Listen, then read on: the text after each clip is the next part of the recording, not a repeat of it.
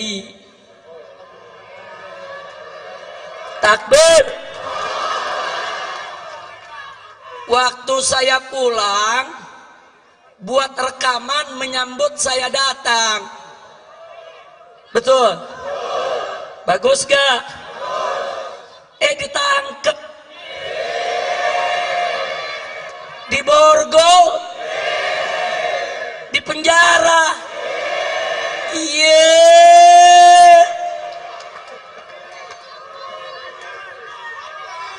Baik.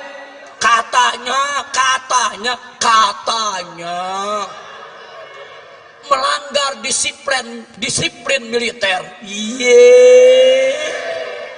Katanya tidak sesuai Sabta Marga. Unyil. Saya kenapa di sini jadi ingat unyil lagi ya? Udah lama lupa Beb. Udah 3,5 tahun nggak ceramah. Ingat unyil, ingat Lanjut. Perhatikan baik-baik. Seorang prajurit TNI menyambut kepulangan seorang Habib di borgol, ditangkap, di penjara. Yang menarik, cukong Cina lagi. Cukong Cina, saudara, digotong-gotong, dibopong-bopong sama prajurit-prajurit Brimob. Digotong-gotong. Ini Cina pakai nama Datuk Tahir. Jadi orang kalau udah dengar namanya kan nggak tahu dia Cina. Datuk Tahir dari Mayapada, saudara. Ini cukong Cina digotong-gotong, dibombong-bombong rame-rame oleh para prajurit Brimob. Nggak ada masalah, saudara. Lalu kenapa ada prajurit TNI sekedar mengucapkan selamat datang kok harus ditahan? Kurang ajar. Lanjut. Ada lonte hina Habib.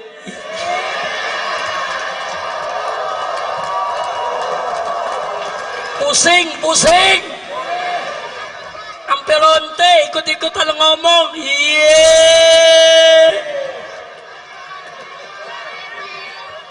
Saudara, lanjut jangan.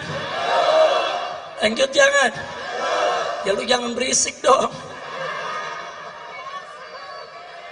Saya nggak marah, cuman ada umat yang marah, ngancam mengepung lonte.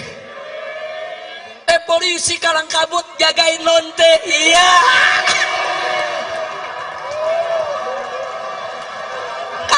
Kacau. Lonte hina Habib dijaga polisi.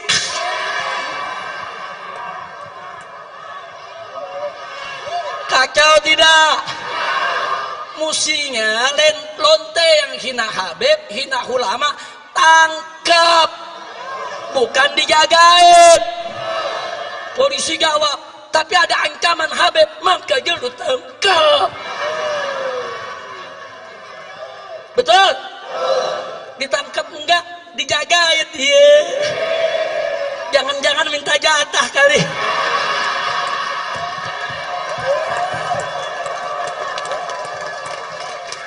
Kacau. Jadi saya ingatkan kepada semua ya kawan, saya nggak peduli siapapun orangnya, saudara. Mau presiden, mau menteri, mau para jenderal TNI dan Polri, hati-hati kalian. Kalau kalian ingin menyingkirkan ajaran agama dalam pengelolaan negara Republik Indonesia, berarti kalian ingin melawan agama. Kalian menantang agama. Demi Allah, kami tidak akan mundur walaupun selangkah, saudara. Takbir.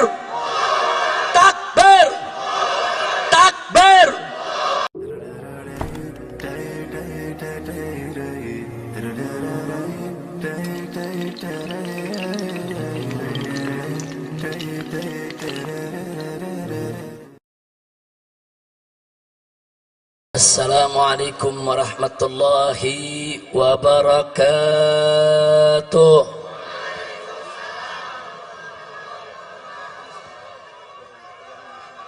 Bismillah,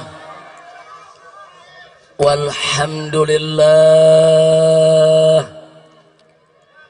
wassalatu wassalamu ala rasulillah wa ala alihi wa sahbihi wa mawalah. Ashhadu an la ilaha illallah wahdahu la syarika lah wa ashhadu anna sayyidana Muhammadan abduhu wa rasuluh la nabiyya ba'dah. Siyadatul habaib asy-syurafa wa sa'adatul ulama'il fudala wa jami'il hadirin al-hibba'il a'izza rahimakumullah. Fi hadhihi al-munasabati as-sa'idah wa bihadha al-ijtima'il mubarak la ansa an usiyakum jami'an wa nafsi bitaqwallah wa bita'ati rasulillahi sallallahu alaihi wa alihi wa sahbihi wa sallam. Fanas'al Allah subhanahu wa ta'ala an yahdiyana ila siratihil mustaqim wa yaj'alana minal muttaqin wa yudkhilana jannatahu jannatan na'im bihaqqi sayyidil mursalin walhamdulillahi rabbil alamin. Taqabbalallahu minna wa minkum fataqabbal ya karim. Kepada para habaib, para alim ulama, para kiai, kepada segenap kaum muslimin dan muslimat rahimakumullah, saya menyampaikan berjuta terima kasih dan penghargaan yang tinggi kepada semuanya atas kehadirannya pada acara peringatan Maulid Nabi besar Muhammad sallallahu alaihi wasallam. Semoga tidaklah Anda pulang dari tempat ini nanti kecuali dosa kita semua diampuni oleh Allah subhanahu wa ta'ala, kesalahan kita dimaafkan, kemudian urusan kita semua dimudahkan, dan kita semua dijadikan sebagai orang-orang yang salihin. Amin ya rabbal alamin. Ahibba'il kiram, Nabi yang kita peringati maulidnya pada malam hari ini adalah seorang manusia yang memiliki akhlak yang sangat agung. Keagungan akhlak beliau dipersaksikan langsung oleh Allah subhanahu wa ta'ala melalui firman-Nya. Wallahu subhanahu wa ta'ala qala fi akhlaqi nabiyhi sayyidina Muhammadin sallallahu alaihi wasallam wa innaka la'ala khuluqin azim.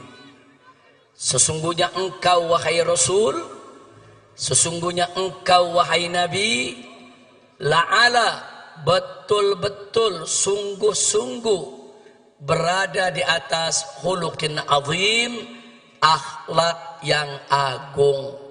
Artinya Nabi alaihi salatu wassalam memiliki akhlak yang sempurna, akhlak yang sangat mulia, akhlak yang teramat agung.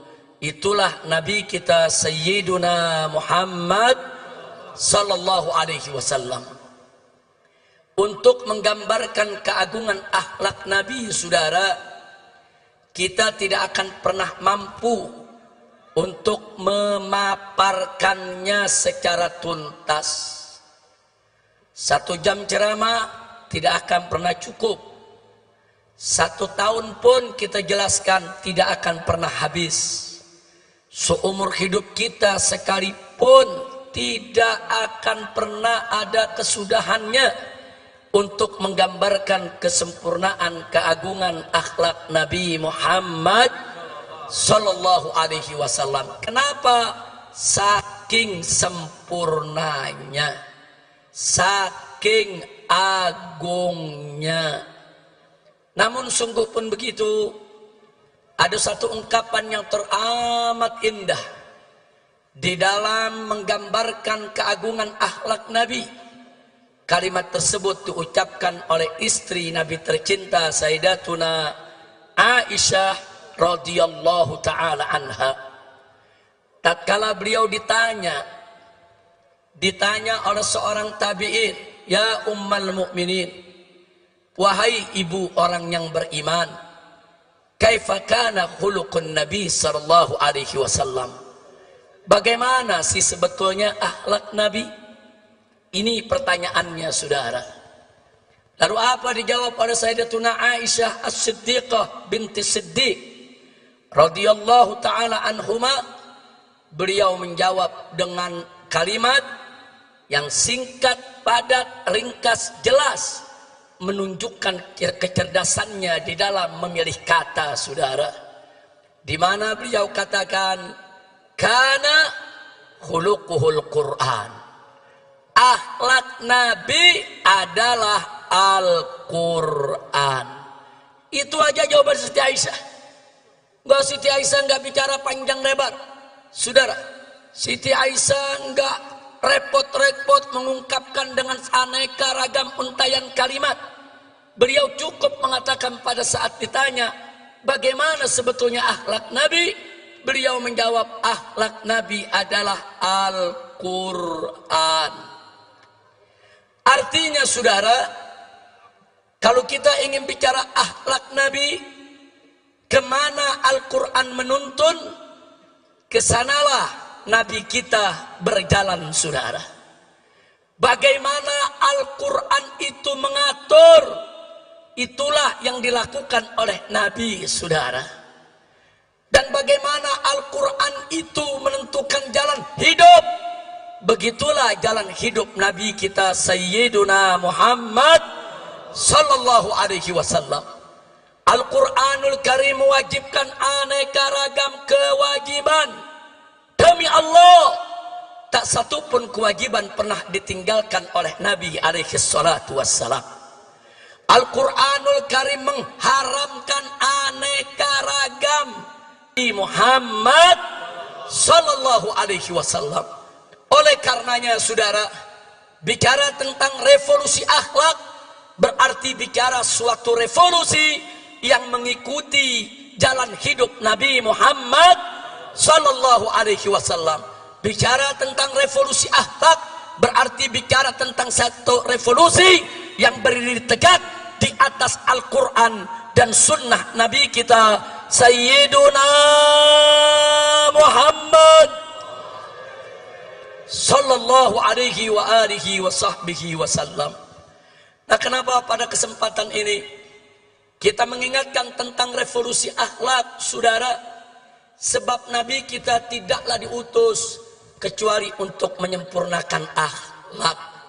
Nabi yang bersabda dalam satu hadisnya, au kama qala Nabi sallallahu alaihi wasallam, "Innama bu'ithu li utammima makarimal akhlak." Innama dalam bahasa Arab adatun min adawatil hasr, yaitu suatu kata yang biasa digunakan untuk pembatasan, saudara.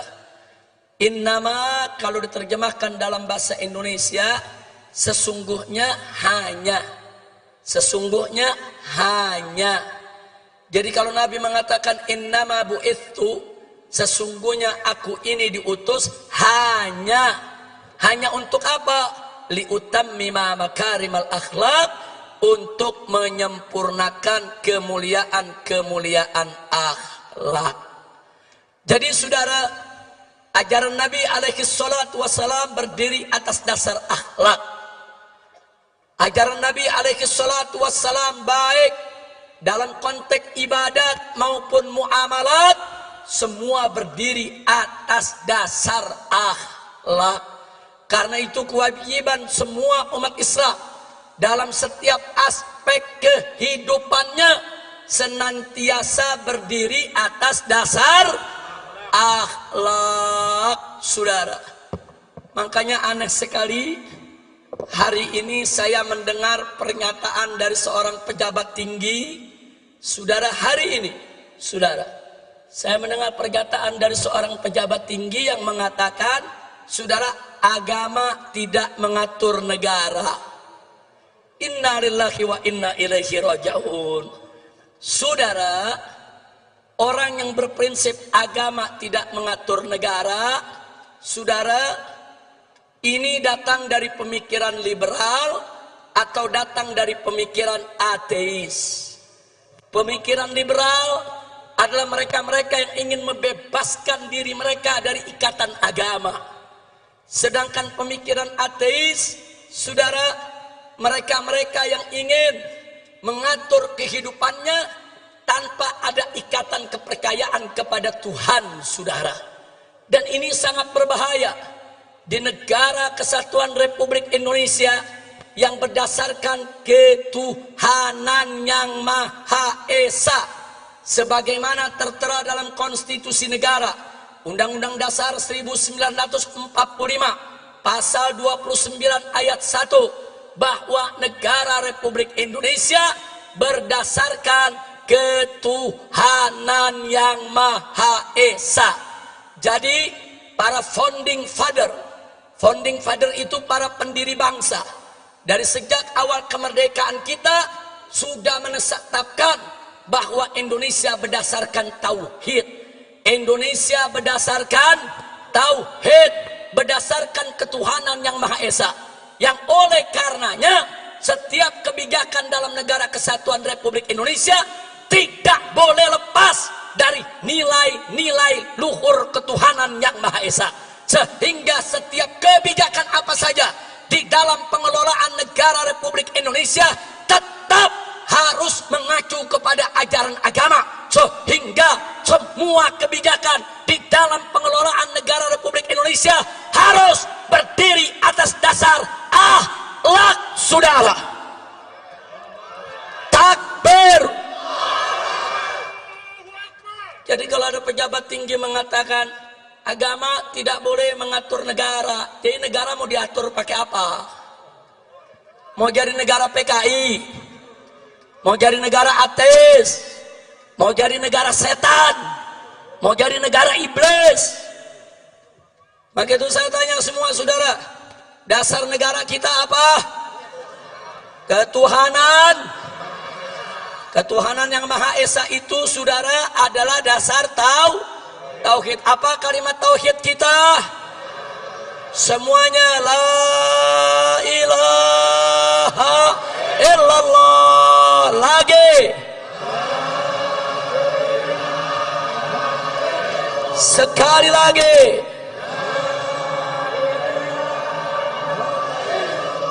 Takbir. Nah, jadi kita mau ingatkan dari mulai presiden dan para menterinya sampai pejabat yang di bawah, ingat, Indonesia adalah negara tauhid. Sekali lagi kita ingatkan kepada mereka, Indonesia adalah negara tauhid, negara berdasarkan ketuhanan yang Maha Esa, sesuai apa yang tertera dalam Undang-Undang Dasar 18 Agustus 1945 pasal 29 ayat 1 yang berbunyi negara Republik Indonesia berdasarkan ketuhanan yang Maha Esa. Jadi kalau kalian ingin menyingkirkan ajaran agama, ingin menyingkirkan aturan agama, ingin menyingkirkan ajaran Islam dari pengelolaan negara, berarti kalian ingin mengangkangi konstitusi, ingin menghancurkan negara ini, dan ingin menghancurkan dasar negara. Betul? Maka itu saya mau tanya, siap jaga ketuhanan yang Maha Esa? Siap jaga negara Republik Indonesia? Takbir. Jadi saya ingatkan kepada semua ya ikhwan, saya nggak peduli siapapun orangnya saudara, mau presiden, mau menteri, mau para jenderal TNI dan Polri, hati-hati kalian. Kalau kalian ingin menyingkirkan ajaran agama dalam pengelolaan negara Republik Indonesia, berarti kalian ingin melawan agama, kalian menantang agama. Demi Allah, kami tidak akan mundur walaupun selangkah, saudara. Takbir. Takbir. Takbir. Nah baiklah, jadi saya mau garis bawahi, ucapan agama tidak boleh ngatur negara itu ucapan nggak punya akhlak, nggak punya akhlak. Betul? Betul?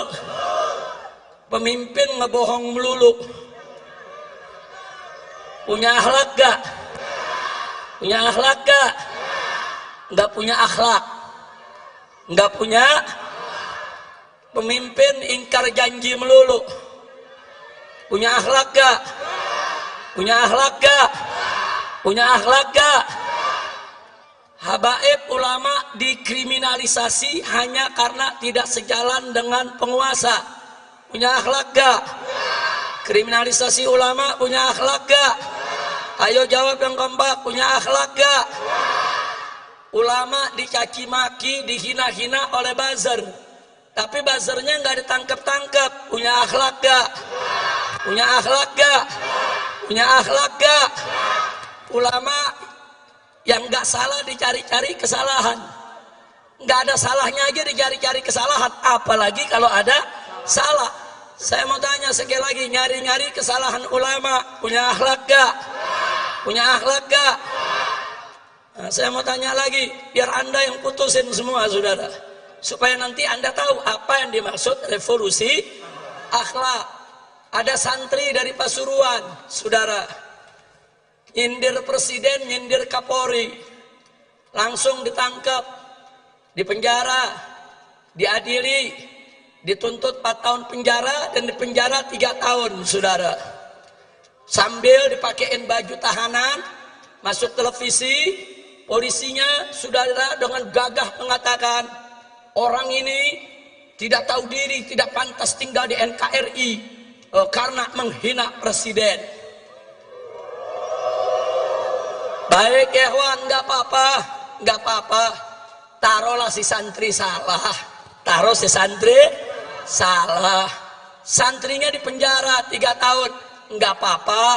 Cobaan buat dia saudara, insya Allah Allah naikkan derajatnya. Amin ya rabbal alamin. Tapi saudara, yang uniknya saudara, ada anak cukong Cina. Anak cukong Cina pegang foto presiden, dicaci maki, dipukul-pukul itu foto, diludahin. Itu yang difoto dikatakan kacung dia, bahkan dia bego-begoin dan diancam, gua mau bunuh, gua mau tembak, nggak ditangkap. Saya tanya, punya akhlak gak? Ini negara saudara yang mimpin. Coba lihat, giliran santri penjara 3 tahun, giliran anak cukong Cina dibebasin.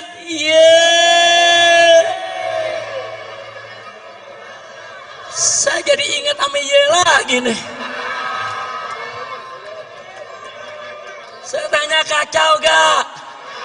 Kacau gak?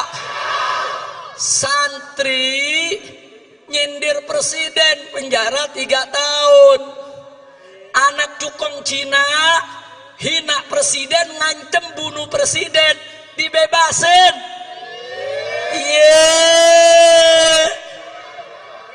Ada akhlak gak? Ada akhlak gak? Ada akhlak gak? Nah yang begini wajib gak direvolusi?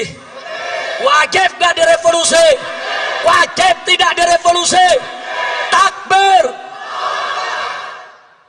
Saudara, saya cuma mau tanya doang. Saya udah ajukan beberapa hal, anda yang jawab akhlak apa enggak, begitu doang. Enggak, saya bukan lagi ceramah, cuma nanya. Nanya, yang jawab umat, betul. Jadi kalau mau ditangkap, tangkap yang jawab. Saya cuma nanya.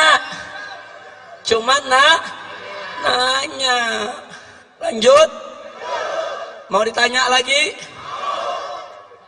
Ada prajurit TNI. Takbir. Waktu saya pulang, buat rekaman menyambut saya datang. Betul? Bagus gak? Ditangkep. Diborgol. Di penjara.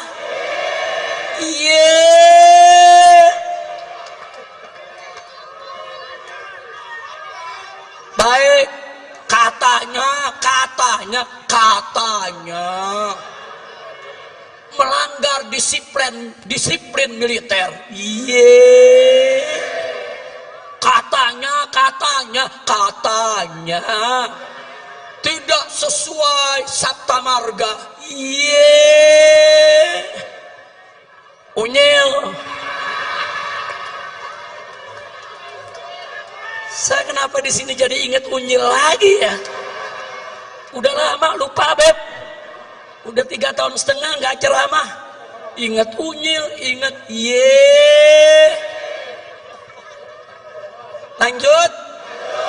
Perhatikan baik-baik.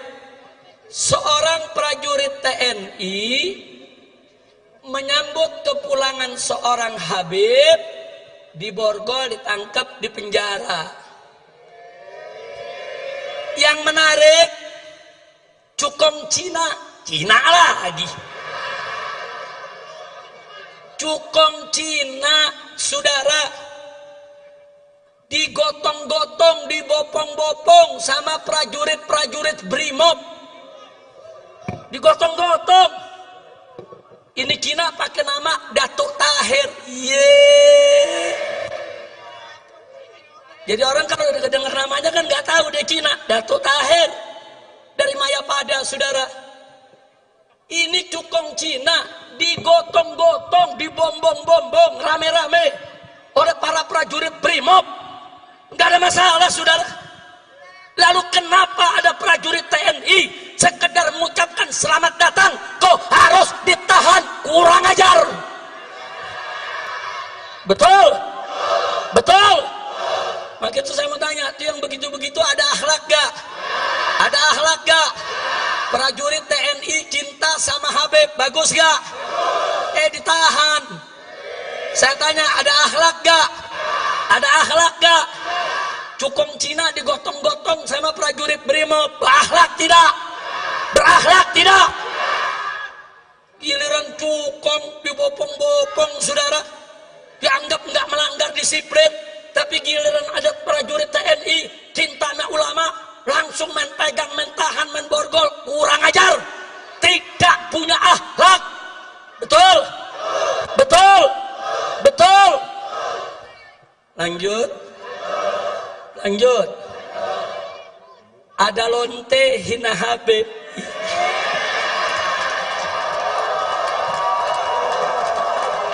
Pusing. Sampai lonte ikut-ikutan ngomong.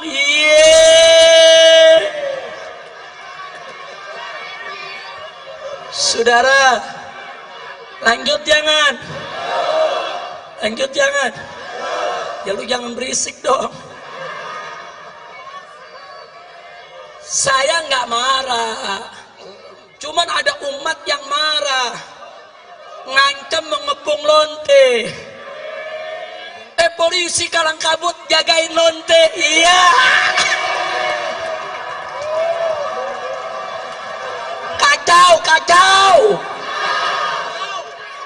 Lonte hina Habib dijaga polisi.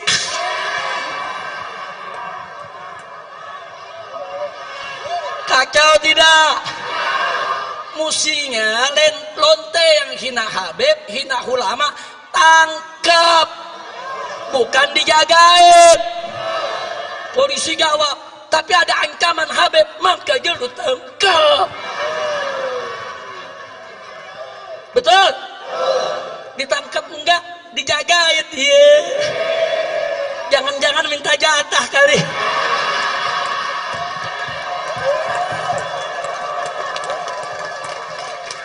Kacau. Saya ngelihat begini sakit jadi baik.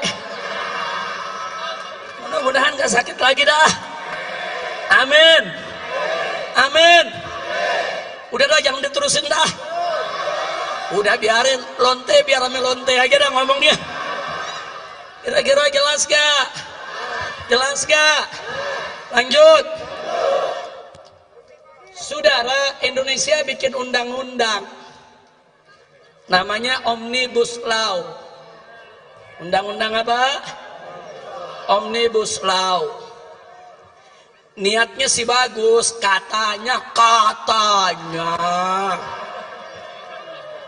untuk mempermudah dan memperlancar dunia usaha, katanya untuk meringkaskan lebih dari 70 undang-undang dalam satu undang-undang saja, katanya.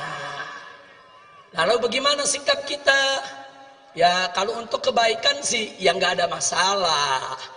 Cuman yang jadi masalah, saudara, ini undang-undang prosesnya lucu.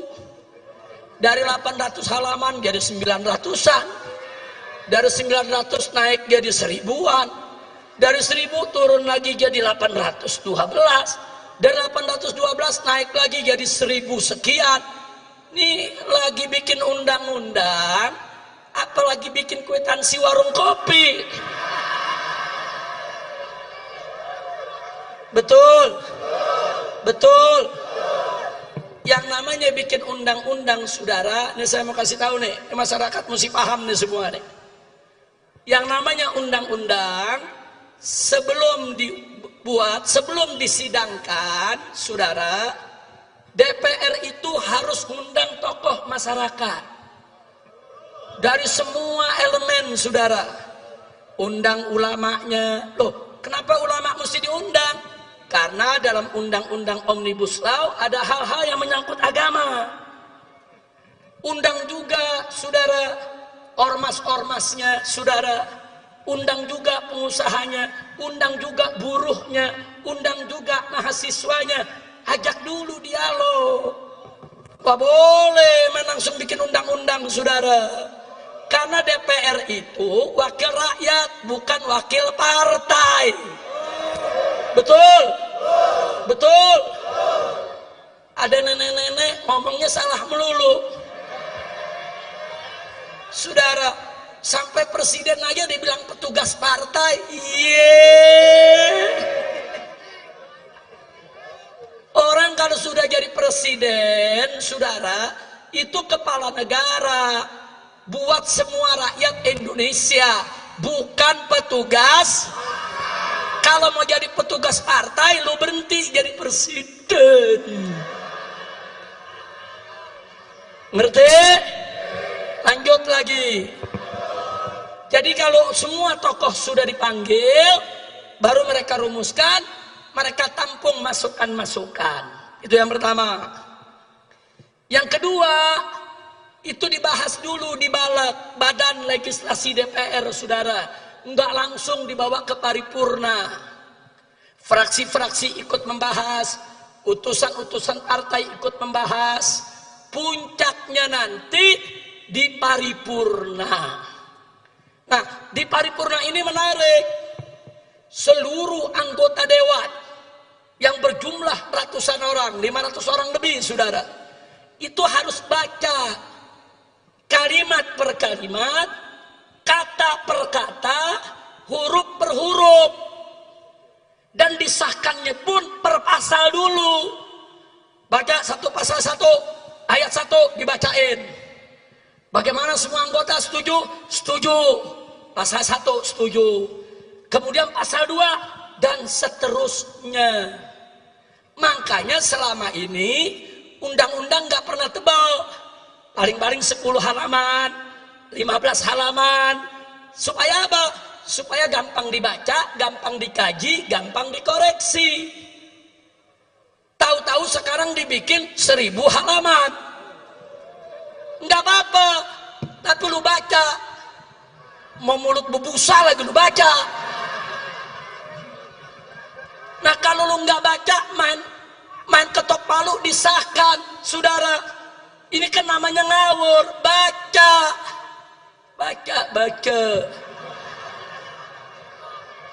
Adam jawab, Habib, kalau dibaca 1000 halaman bisa berhari-hari baru selesai. Yang suruh buat 1000 halaman siapa? Goblok. Betul? Lu mau bikin 1000 halaman boleh. Tapi baca.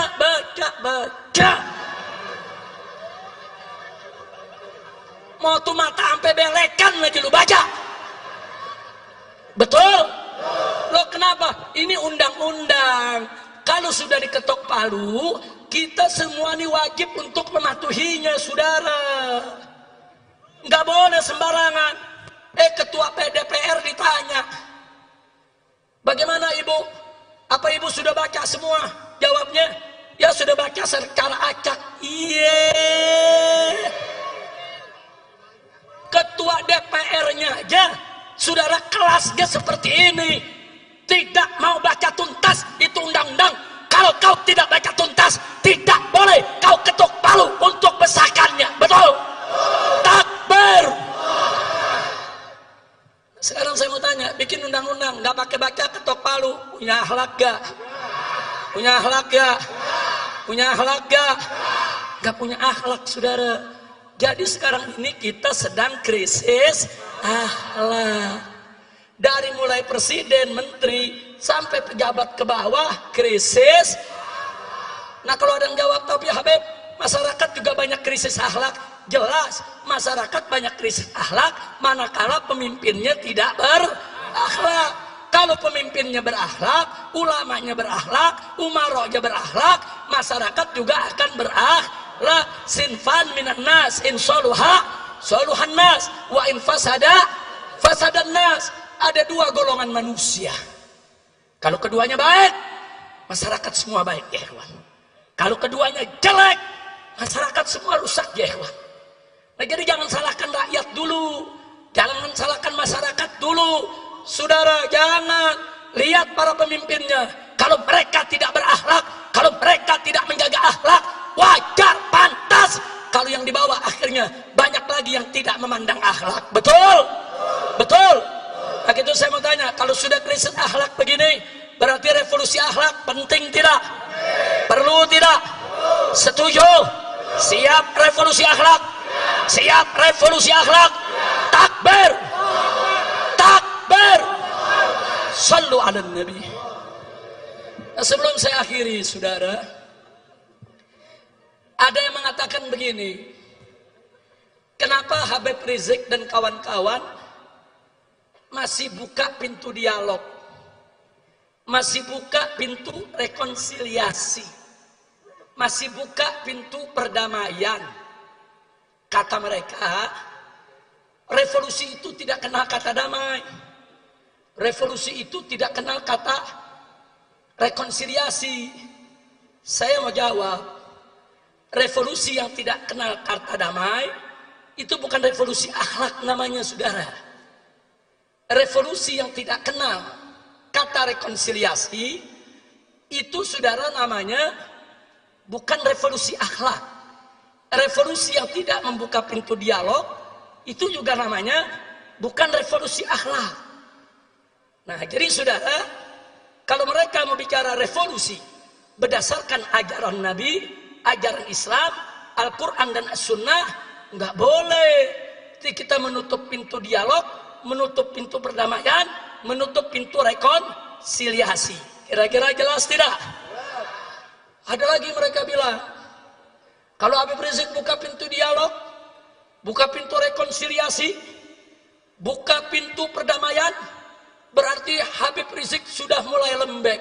Yeay, unyil. Gue bukan kue apem lembek. Kira-kira jelas tidak? Bicaralah revolusi yang cerdas dan bicaralah revolusi berdasarkan ajaran Nah baik saudara, jangankan revolusi, perang saja saudara, Nabi tidak pernah melupakan akhlak, saudara.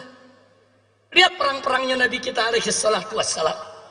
Nabi alaihi salatu wassalam mengajarkan para sahabatnya, manakala dua pasukan sudah bertemu di medan tempur antara pasukan Islam dengan pasukan kafir, maka panglima pasukan Islam wajib terlebih dahulu menawarkan Islam kepada para musuh, saudara. Kalau mereka terima, cukup, nggak boleh lanjut perang, saudara.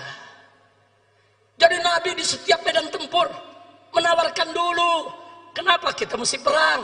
Kenapa kita tidak sama-sama beriman kepada Allah? Kenapa kita tidak menjaga perdamaian? Kenapa kita tidak stop pertumpahan darah? Ini ajaran Nabi, saudara. Di medan perang saja, dua pasukan sudah bertemu, berhadapan, menghunus pedang. Nabi tetap membuka pintu dialog. Nabi tetap membuka pintu perdamaian. Nabi tetap, saudara, memberi kesempatan kepada lawan untuk berubah pikiran agar tidak terjadi pertumpahan darah. Saya tanya, akhlak Nabi mulia tidak? Bagus tidak? Takbir. Saya mau katakan kepada mereka yang mengatakan revolusi tidak kenal damai dan tidak kenal rekonsiliasi, revolusi Anda tidak punya akhlak.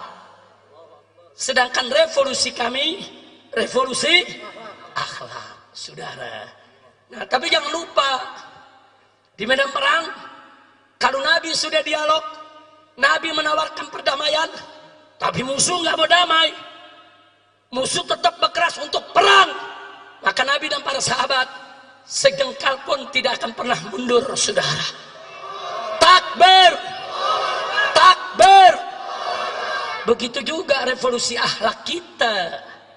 Tawarkan perdamaian, tawarkan dialog, tawarkan menyelesaikan persoalan bangsa tanpa pertumpahan darah. Betul?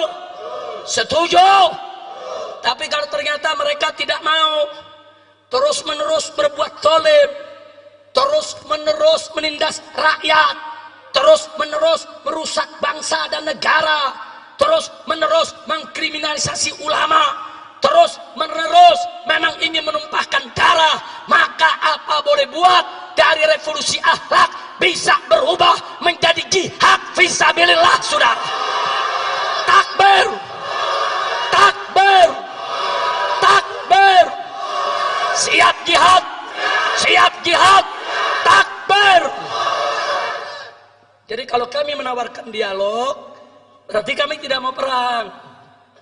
Kalau kami menawarkan rekonsiliasi, berarti kami nggak mau pertumpahan darah. Betul? Kalau kami menawarkan perdamaian, berarti kami tidak mau kerusakan. Tapi ingat, tidak ada kata damai dengan kezoliman. Berarti kalau orang zolim mau damai, lu stop kezolimannya. Betul? Kalau nggak di stop kezolimannya, ada damai tidak? Ada damai tidak? Haram kita berdamai dengan kezaliman, saudara. Kira-kira jelas tidak? Paham semua? Maka itu saya mau tanya, malam ini ngerti tidak revolusi akhlak? Ngerti tidak revolusi akhlak? Jadi kalau revolusi akhlak menawarkan lebih dulu dialog, bagus tidak? Menawarkan lebih dulu perdamaian, bagus tidak? Menawarkan lebih dulu rekonsiliasi, bagus tidak? Bagus tidak? Tapi tidak ada kata damai dengan kezaliman, betul? Siapa zalim ingin berdamai, stop dulu kezalimannya, betul? Takbir.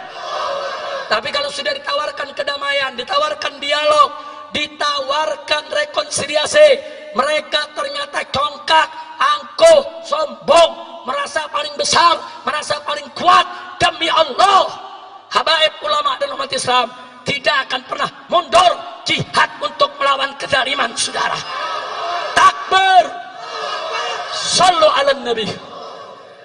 Nah, maka itu saudara, akhirnya saya kabarkan, insya Allah setelah nanti saya istirahat beberapa hari agar kondisi betul-betul fit, saudara, saya dengan pengurus DPP FPI akan keliling Indonesia. Kita akan datangi setiap provinsi, kita ajak semua umat, dan kita akan melakukan koordinasi dan konsolidasi untuk revolusi akhlak. Setuju tidak? Setuju tidak? Jadi jangan coba-coba ada pihak yang menghalangi tabligh akbar kami, yang menghalangi yaitu daripada konsolidasi kami. Karena kali ini kami tidak akan pernah tolerir siapapun yang coba-coba menghalangi tabligh dan pengajian umat Islam. Betul? Betul? Siap jaga tabligh akbar, siap bela tabligh akbar, siap jaga pesantren para kiai, siap jaga majelis-majelis para habaib. Takbir. Kita akan keliling, kita akan sowan kepada para habaib, para ulama, para tokoh umat Islam di berbagai daerah, saudara, untuk memantapkan langkah dalam rangka revolusi akhlak. Karena kita tidak bisa melakukan revolusi akhlak, saudara, kalau tidak mendapat dukungan para habaib, para ulama, para kiai, dan umat Islam di berbagai daerah. Itu yang pertama. Yang kedua, jangan pernah berpikir revolusi akhlak kita memakai senjata untuk perang. Tidak. Saya katakan sekali lagi, tidak. Kecuali kalau musuh pakai senjata nembakin kita. Kecuali kalau musuh pakai senjata bunuh kita. Kita angkat senjata, kita perang, saudara. Setuju tidak? Takbir. Tapi kalau musuh menghancurkan kita dengan kata, maka kita akan jawab juga dengan kata. Kalau musuh mau menghancurkan kita dengan ekonomi, maka yuk sama-sama kita lakukan gerakan ekonomi umat Islam. Saudara, kalau umat Islam bersatu dalam ekonomi, saudara, itu naga-naga akan jadi cacing-cacing. Setuju tidak? Setuju tidak? Ini revolusi termasuk yang akan kita jalankan, saudara. Di mana akhlak kita kalau hanya belanja kepada orang kafir, sementara warung-warung umat Islam kita tinggalkan? Betul? Betul? Saya mau tanya, kita belanja ke warung orang kafir, warung umat Islam kita tinggal, berakhlak tidak? Berakhlak tidak? Nah, jadi mulai saat ini, saudara, saya mau ajak semua, ayo belanja sesama umat Islam. Ayo belanja ke warung-warung tetangga, saudara. Ayo, dan jangan main riba, saudara. Karena naga-naga kafir tersebut, kekayaan mereka dari hasil riba. Mereka kumpulkan uang kita, mereka ribakan. Jadi mulai saat ini, tinggalkan riba. Karena riba ini kalau kita tidak tinggalkan, ada ancaman dari Allah. Allah berfirman, fa'dzanu biharbin minallahi wa rasulih. Umumkan, kata Allah, perang dari Allah dan Rasulnya. Allah dan Rasulnya memerangi pemakan riba, pemain riba, saudara, penyembah riba. Maka itu jauhkan dari hidup kita persoalan-persoalan riba, saudara. Insya Allah nanti dalam waktu dekat, saudara, insya Allah kita akan paparkan kepada umat langkah-langkah revolusi akhlak apa yang harus kita lakukan bersama. Setuju tidak? Setuju tidak? Tapi jangan lupa, sebelum kita bicara revolusi akhlak di bidang muamalat, kita harus terlebih dahulu revolusi akhlak di bidang ibadah. Artinya, yang kemarin sholatnya sudah bagus, maka mulai saat ini dan seterusnya, sholatnya harus lebih diperbagus lagi, saudara. Begitu juga yang kemarin, saudara, sholatnya belum bagus, maka mulai hari ini, saat ini, sholatnya sudah harus bagus, saudara. Jadi tinggalkan segala maksiat, tegakkan semua taat. Itu salah satu syarat mutlak revolusi akhlak, saudara. Tidak ada revolusi akhlak kalau kita tidak sholat. Tidak ada revolusi akhlak kalau kita masih tetap maksiat. Enggak ada revolusi akhlak, saudara, kalau kita tidak mau taat kepada Allah. Betul? Mulai dari diri kita, mulai dari ibadat. Jangan tinggalkan sholat, jangan tinggalkan puasa Ramadan, jangan tinggalkan zakat, saudara. Jauhkan segala kemungkaran dan kemaksiatan. Jauhkan perzinahannya, minuman kerasnya, judinya, saudara, tinggalkan semua. Dan yang tidak kalah pentingnya, jangan bohong. Jangan kita jadikan ciri revolusi akhlak kita, tiada dusta di antara kita. Takbir, takbir. Siap jujur, siap amanat, siap tidak ingkar janji. Takbir. Nabi bersabda dalam hadisnya, saudara, ayatul munafik salah. Ciri orang munafik itu ada 3. Pertama, idza haddatsa kadzaba. Kalau berkata, dia dusta. Yang kedua, idza wa'ada akhlafa. Kalau berjanji, dia ingkari, saudara. Yang ketiga, saudara, Wa idza tumina, kalau dia diberikan amanat, khana, dia khianat. Ini kata Nabi ciri Siapa yang bilang? Siapa yang bilang? Siapa yang bilang? Saya mau tanya saudara, di Indonesia ada gak yang bicara dusta? Ada gak? Banyak. Serem banget banyak. Ada gak? Ada gak? Yang kalau janji diingkari, ada gak? Ada gak? Dikasih amanat dia khianat, ada gak? Itu namanya apa? Itu namanya apa? Siapa yang bilang? Siapa yang bilang? Siapa yang bilang? Nah, sekarang kita bicara khusus pejabat. Ada gak pejabat yang kalau ngomong bohong? Ada gak? Ada gak? Yang kalau janji diingkari, ada gak? Kalau dikasih amanat khianat, ada gak? Itu namanya apa? Itu namanya apa? Siapa yang bilang? Siapa yang bilang? Siapa yang bilang? Ada yang tersinggung gak? Ya kalau udah tersinggung sama Nabi sudah. Na'udzubillah min dzalik. Nah ini yang perlu kita revolusi. Nah baiklah ya kawan, saya rasa malam hari ini saudara, saya tidak ingin berpanjang lebar lagi. Saya harus jaga betul stamina saya. Tapi saya amanatkan kepada anda semua, sebagaimana tadi kita amanatkan, dalam keadaan wabah seperti ini, pandai-pandailah kita jaga kesehatan. Betul? Betul? Nah, kita jaga. Hari ini sebetulnya pengennya kita saudara, ini yang duduk berjarak semeter. Panitia jawab, boro-boro yang duduk, Habib lagi dapat tempat duduk susah. Sebetulnya pengennya duduk 1 meter. Tapi saya tanya, ada lagi yang jawab jamaah, boro-boro semeter Beb, ini duduk pantat sebelah. Tapi nggak apa-apa, ini namanya antusias umat. Betul? Mudah-mudahan kita dijauhkan dari penyakit. Allah angkat ini wabah corona. Allah angkat wabah corona. Allah angkat wabah corona. Amin ya rabbal alamin. Nah kemudian terakhir, jangan lupa semua tetap harus ikut komando para habaib dan ulama. Setuju? Setuju? Takbir.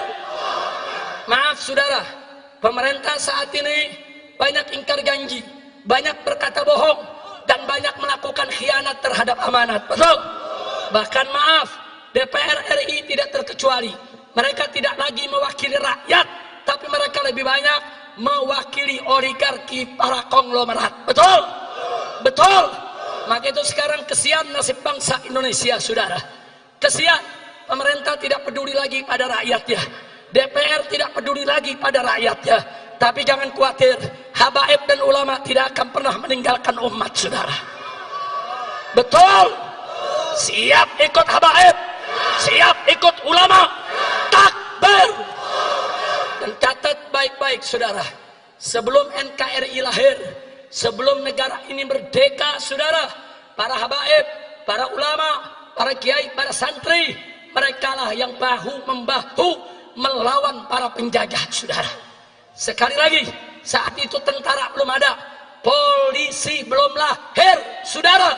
Tapi para kiai, para habaib, para pesantren dengan setia menjaga rakyat, menjaga umat, membela bangsa, membela negara, mengusir penjajah sehingga kita merdeka, saudara.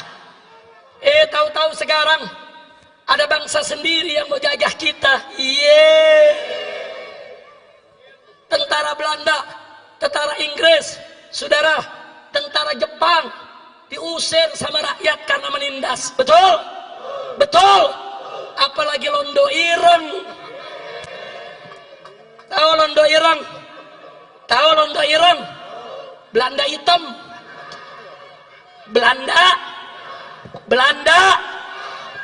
Saya mau tanya saudara, sama Belanda aja kita nggak takut, sama Londo Ireng takut gak? Takut gak? Maka itu sekali lagi, siap sekali lagi kita merebut kemerdekaan? Siap sekali lagi kita merebut kemerdekaan?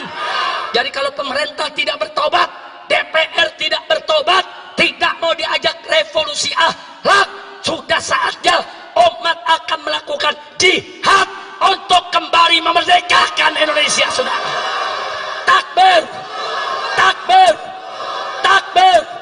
siap revolusi, siap revolusi akhlak. Ayo, ayo, ayo revolusi, ayo revolusi sekarang juga. semua. Ayo, ayo, ayo revolusi, ayo revolusi sekarang juga. Lagi. Ayo, ayo revolusi sekarang juga. Dipercepat. Ayo, ayo, ayo revolusi, ayo revolusi sekarang juga. Ayo revolusi, ayo revolusi sekarang juga. Lagi. Ayo, ayo, ayo revolusi sekarang juga. Paling cepat. Ayo, ayo, ayo revolusi sekarang juga. Ayo, ayo, ayo revolusi. Takbir. Takbir. Allah Akbar. Takbir. Sallu ala Nabi. Siap merdeka? Merdeka. Merdeka. Merdeka. Merdeka dari penjajahan oligarki. Betul? Takbir. Merdeka dari penjajahan cukong naga. Betul? Betul? Betul? Takbir. Merdeka dari londo irang. Betul? Takbir. Sallu ala Nabi. Cukup sampai di sini. Hus. Lu lanjut. Ntar gue pingsan di sini. Cebong mana nyanyi. Habib nggak boleh pingsan di mimbar, betul? Kalau pingsan di mimbar, cebong bahagia. Besok bazar rame. Habib Rizik dapat laknat pingsan di mimbar. Yeay. Depan cebong nggak boleh kelihatan lemah, betul? Betul? Ya udah sekarang saya tanya semua, siap jujur? Siap amanat? Betul? Siap sholat? Siap puasa? Siap zakat? Siap tinggal maksiat? Betul? Betul? Anak muda, angkat tangan anak muda. Siap nggak pacaran? Siap kawin? Betul. Kawin boleh, pacaran jangan. Betul? Betul? Anak muda, angkat tangan anak muda. Siap tidak pacaran? Betul? Siap kawin? Takbir. Pokoknya segala maksiat kita tinggal. Betul? Setuju? Setuju? Takbir. Nah, ini yang saya mau sampaikan, saudara. Mudah-mudahan bermanfaat untuk kita semua. Da da da